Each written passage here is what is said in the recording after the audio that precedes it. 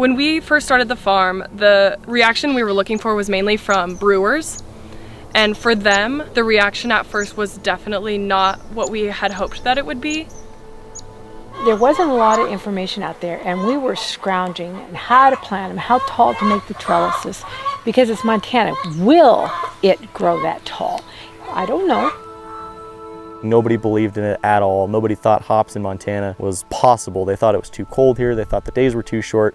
They just thought it was like a total pipe dream, and we had nothing but negative feedback from basically everyone. Jake has proven a lot of doubters wrong. He had the crazy idea of starting a hop yard in Bozeman, Montana, which pretty harsh summer sometimes with any type of hailstorm, thunderstorms that could ruin a crop, but it has blown up and everybody wants a piece now.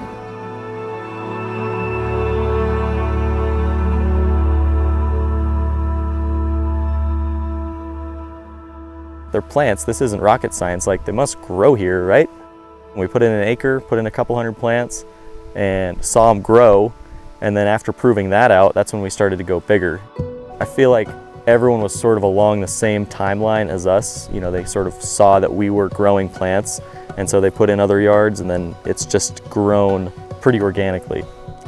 It's cool that we can all kind of have our own separate thing going, but if I've got a question, I've got, 7 other people I can reach out to, and if they've got a question, we're all asking each other the same questions. I think the more that we have, the better, and I see this going and becoming a real thriving industry. We're working together more and more every year. We all are on the same team. We have the same goal. We're trying to produce a great quality hop, and I hope everybody's on the same team. I see it. I feel like we're on a good track. There's no reason we can't all collaborate to make this an awesome statewide industry. I don't think that we're growing any varieties that anyone else in Montana is growing. I don't think they're growing varieties that we're growing. And there's plenty of space for upward mobility. There's a lot of more breweries popping up all the time, a lot of big breweries expanding. We've barely put our toe in the market as far as the demand for Montana. Here in Montana, we're pretty used to the big field crops, huge acreage wheat farms, huge acreage corn farms, and those are by no means easy, but I think that they're easier in that they're a lot more mechanized. There isn't a lot of machinery that we can use for it. If we're working on the hops, it's either 18 feet in the air or on the ground. The full process of growing the hops is basically a push in the spring and then a huge push in the fall. In the spring, what you do is once you've got your hop yard set up, all your plants are established, they've been grown for a year or two, you're gonna put twine up every year. So along the top of your cable, you gotta tie a knot. That piece of rope, twine, coir stuff falls to the ground, and you've got people coming behind that crew that clip it into the ground. And then after that step is training. So once the hops have grown out of the ground just a little bit, you've got a pencil-sized asparagus-looking plant sticking out of the ground. You by hand wrap every single plant around the rope, and over the course of the season, it'll just grow all the way to the top and start putting out sidearms and cones. Summer, pretty good lull of just irrigation, fertilizer, kind of general crop management, spraying for pests, scouting for pests, that kind of thing. Oh, it smells so good. It really does smell good. Yeah, so this row looks really good. Everything is super green and doesn't look like it has any mildew or insects on it. We're out here every day inspecting, checking the oils, getting brewers out here to just kind of do sensory checks on everything, checking the dry matter because we harvest them when they're about 22% dry matter. These aromas have really high oil content, really high lupulin, so there's lots of yellow stuff, and you can just see on my finger that it's really oily. So right now, these are probably about, I'd say 18% dry matter. It's kind of like a fruit on a tree. If you have to put a bunch of pressure to pull it, it's a little bit more on the green side. That's another thing you start looking for.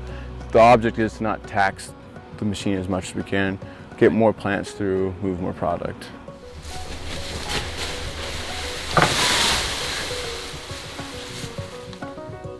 And then in the fall, you've got harvest. So that's when you need to drop down all your plants, take them all to some sort of picker, and have some means of processing it to sell. You can either pick your plants by hands, you can give them away, you can run them through a massive harvester to get the cones, and then once you've got the cones, you either need to dry them and pelletize them, or sell them fresh that day to make beer.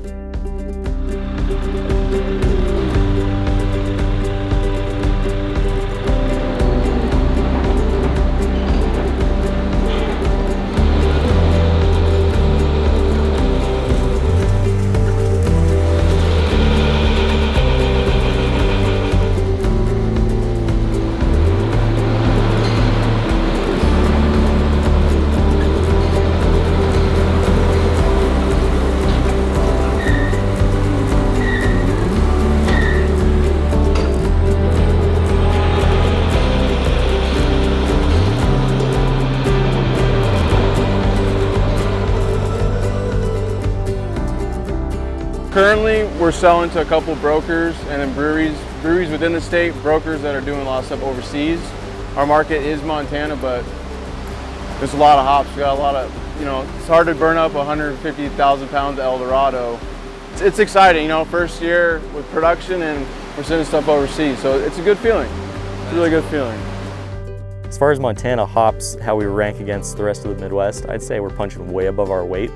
It's one thing to, have a quarter acre and no pelletizer and no harvester. It's another thing to have a full-fledged facility, a picker, a nice clean pellet mill. That's the most important thing to me every harvest is getting brewers to our farm, getting them to come and see, like come check it out. We come into your breweries and we're just like blown away at, the awesomeness of your operation. We hope that you're like pretty stoked on what we're doing too.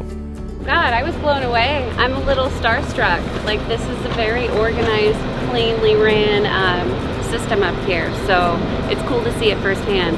I would say that there's more options now. People are taking it more seriously, they're putting more money into it, grow operations are getting bigger. There's more and more local resources, and as long as the Montana brewers are taking advantage of that, that's cool. We're all in this together, so. Like I tell everyone, every time I do those deliveries, come and harvest, come check it out, come have a beer, watch the hops get picked. That's so eye-opening for so many brewers. We could be like face-to-face farmer to brewer instead of, grower, broker, pelletizer, salesman, brewer. Like, I could talk to the brewer, we could hang out, we could have beers, we could walk the fields, take a ride in the gator, go feel hops, smell hops, watch how we do things.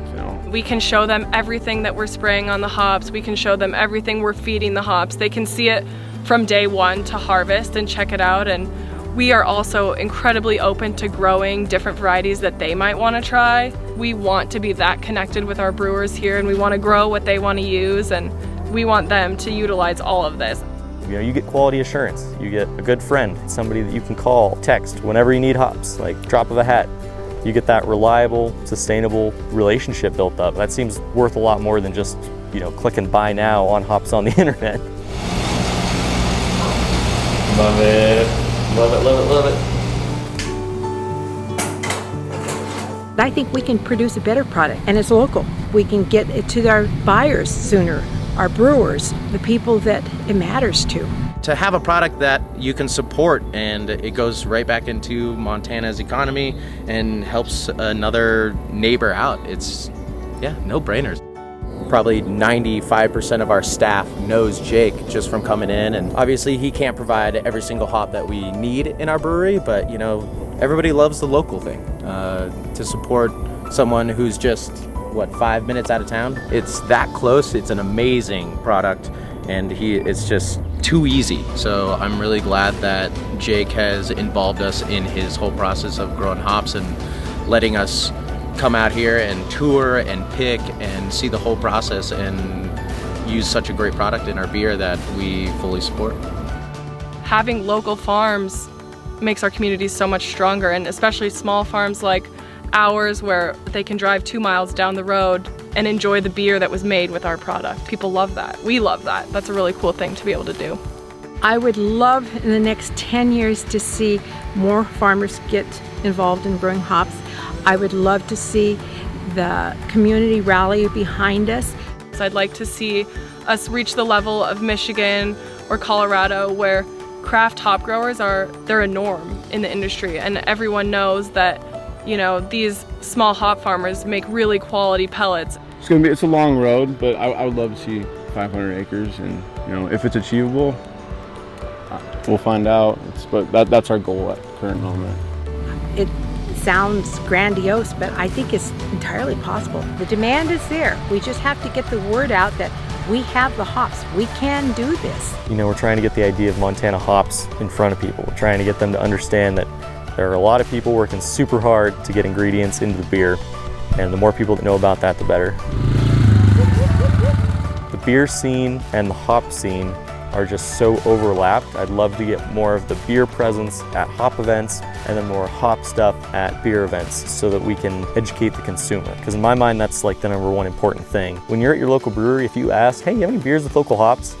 That speaks volumes. What do you like doing? Do you like eating McDonald's hamburger, or do you like having like a big old Montana steak? That's in my mind what's happening when you drink a pint of Montana beer. Is like you're getting like the full Montana experience right now. The absolute #1 way that they can support Montana hop growers is by supporting their local breweries. Drink more IPAs. Yeah, that's like the #1 thing. Just drink more beer, man. Everybody's happy. Everybody's happy.